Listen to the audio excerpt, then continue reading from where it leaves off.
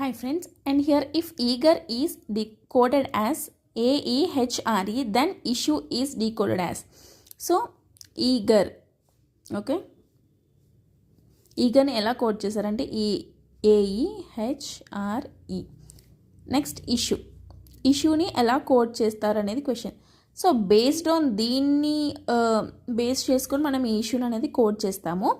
Okay, so first ఇక్కడ observe చేసినట్టయితే మనం ఇక్కడ 5 డిజిట్స్ ఉన్నాయి, అంటే 5 లెటర్స్ ఉన్నాయి. 5 లెటర్స్ని సేమ్ ఎలా కోడ్ చేశారు చూద్దాం.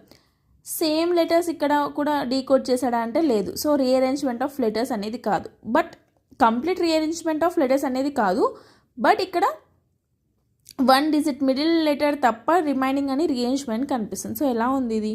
ఆపోజిట్ క్రాస్ చేశారు. ఓకే, ఆర్ కూడా ఓకే.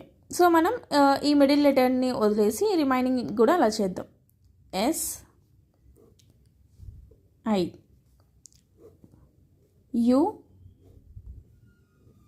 ఓకే, సో బట్ ఈ మిడిల్ లెటర్లో జీకి హెచ్ డీకోడ్ చేస్తే ఎస్కి ఏం కోడ్ చేయాలి అనేది కన్ఫ్యూజ్ అవుతాం. సో ఇక్కడ ఏంటంటే జీ అనేది కాన్సనెంట్ కదా, మనకి ఓవెల్స్ అండ్ కాన్సనెంట్స్ ఉంటాయి కదా. ఓవెల్స్ అంటే AEIOU 5 ఓవెల్స్ అనేవి ఉంటాయి. సో కాన్సనెంట్, ఇది జీ అనేది కాన్సనెంట్ కాబట్టి కాన్సనెంట్కి +1 అనేది యాడ్ చేశాడు. ఓకే, జీ అంటే నెంబర్ 7, ఆల్ఫాబెట్ నెంబర్ 7.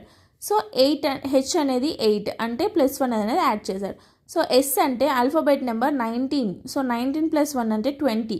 20 అంటే మనకి ఆల్ఫాబెట్స్లో టీ వస్తుంది. సో టీని డీకోడ్ చేస్తాడు. ఎస్కి టీ అనేది డీకోడెడ్ ఫామ్. సో ఇష్యూని SITEU అనేది డీకోడెడ్ ఫామ్గా చేశాడు. Thank you.